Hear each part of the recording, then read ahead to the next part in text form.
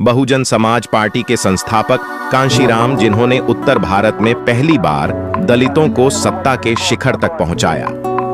एक इंटरव्यू के दौरान कांशीराम जी से पूछा गया कि आपकी बातों से तो लगता है कि आप सत्ता में आने के लिए किसी का भी इस्तेमाल कर लेंगे, नींबू की तरह निचोड़कर नरसिम्हा राव को फेंक देंगे। इस सवाल के जवाब में कांशीराम ने कहा कि वैसे ही छोड़ देंगे।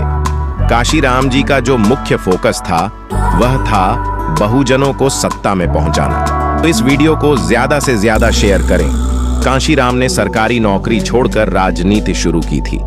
साल 1958 में कांशीराम पुणे में डीआरडीओ में लैब असिस्टेंट के पद पर कार्यरत थे, लेकिन नौकरी के दौरान एक ऐसी घटना हुई कि वो दलित राजनीति की ओर मुड़ गए। कांशीराम की जीवनी लिखने वाले प्रोफेसर बद्री नारायण लिखते हैं, उनके ऑफिस में फुले के नाम पर कोई छुट्टी कैंसिल कर दी गई थी।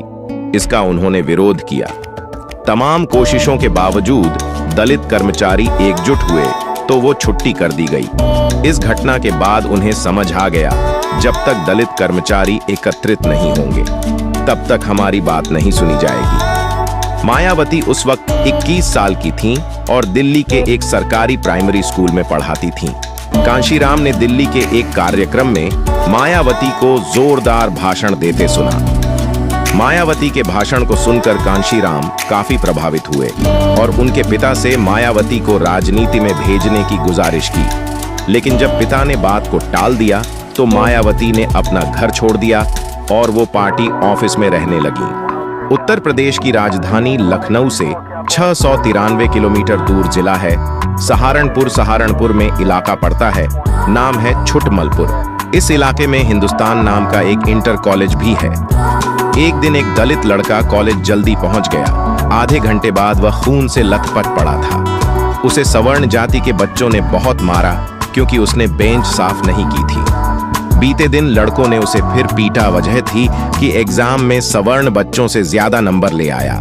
दलित बच्चे ने जब एक बार अपने घर वालों को बताई तो उन्होंने न्याय पाने के लिए हिम्मत दिखाई। वह एक वकील के पास पहुंचे। वकील का नाम था चंद्रशेखर। चंद्रशेखर के पास जब यह मामला पहुंचा तो उन्हें लगा कि सीधे तरीके से तो शायद न्याय मिलना आसान नहीं, इसलिए उन्होंने एक संगठन बनाया, नाम रखा भीम आर्मी। यह संगठन दलितों को न्याय दिलाने के लिए लड़ने लगा। संगठन बनने के बाद उस दलित बच्चे की समस्या का समाधान भी हुआ। इसके साथ ही जन्म हुआ भीम आर्मी चीफ चंद्रशेखर का, जिन्होंने एक मामूली वकील से नेता बनने की तरफ अपना पहला कदम रख दिया था। साल 2020 में चंद्रशेखर ने अपनी आजाद समाज पार्टी भी बना ली।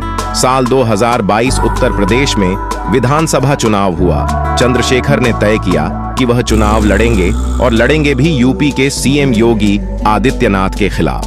चंद्रशेखर ने चुनाव लड़ा, लेकिन वह बुरी तरह हार गए। सबको लगा शायद चंद्रशेखर शांत हो जाएंगे, पर ऐसा हुआ नहीं। साल 2024 का लोकसभा चुनाव आया।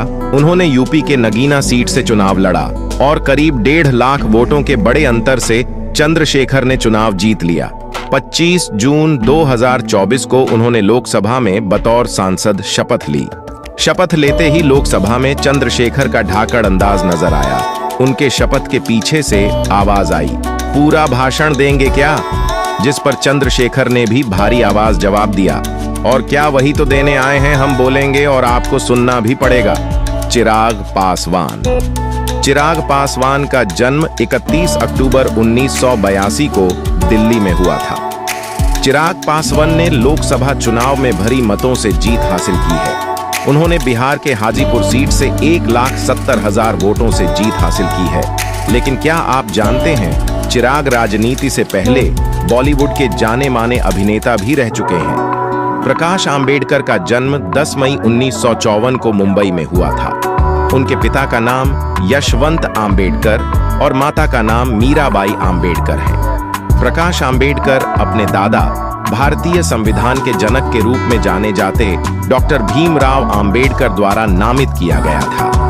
प्रकाश आंबेडकर ने सेंट स्टेनिस्लाउस हाई स्कूल और सिद्धार्थ कॉलेज, मुंबई, भारत में शिक्षा ली। उन्होंने 1982 के बाद से पूरे भारत में कई सामाजिक, धार्मिक एवं राजनैतिक आंदोलनों का नेतृत्व किया। उनके छोटे भाई आनंदराज आंबेडकर रिपब्लिकन सेना के नेता हैं। प्रकाश आंबेडकर महाराष्ट्र राजनीति में महत्वपूर्ण व्यक्ति है। वह संविधान निर्माता डॉक्टर बाबा साहब आंबेडकर के पोते हैं। उनके पिता का नाम यशवंत आंबेडकर है। कहा जाता है कि बाबा साहब ने ही उनका नाम प्रकाश रखा था। बाबा साहब के परिनिर्वाण से 2 वर्ष पहले उनका जन्म हुआ था। उन्हें अन्य 2 भाई एवं 1 बहन है और इन सभी का जन्म बाबा साहब के महापरिनिर्वाण के उपरांत हुआ था।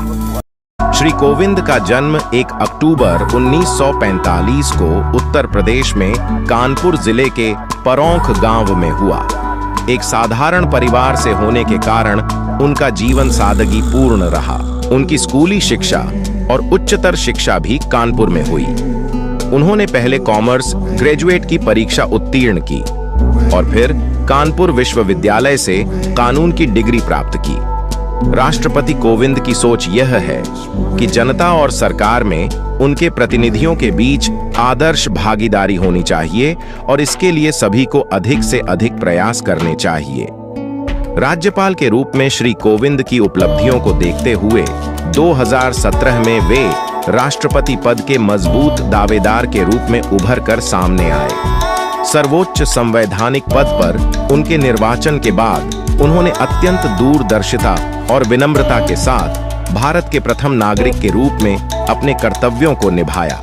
मई 1974 में श्री कोविंद का विवाह श्रीमती सविता कोविंद से हुआ।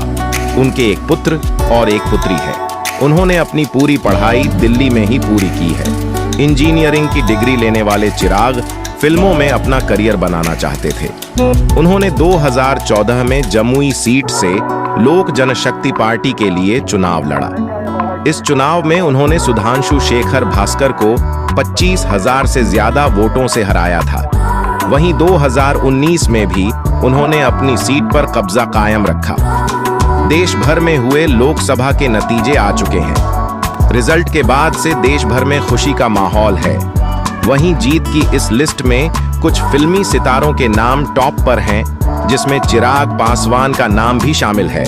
3 जून 1995 को मायावती उत्तर प्रदेश की सबसे युवा और दलित महिला मुख्यमंत्री बनी। 2001 में कांशीराम ने उन्हें अपना उत्तराधिकारी घोषित किया। कांशीराम पर किताब लिखने वाले एस.एस. गौतम उनके शुरुआती दिनों को बताते हैं कि एक बार कांशीराम किसी ढाबे पर बैठे थे। वहां कुछ ऊंची जाति के लोग आपस में बैठकर बात कर रहे थे। उनकी बात का मजमून ये था कि उन्होंने सबक सिखाने के लिए दलितों की जमकर पिटाई की। इसे सुनकर कांशीराम बिफर पड़े और बात मारपीट तक आ पहुंची। कांशीराम इस बात को भलीभांति जानते थे कि राजनीति के जरिए ही दलितों की किस्मत बदलेगी। वीडियो देखने के लिए दिल से धन्यवाद।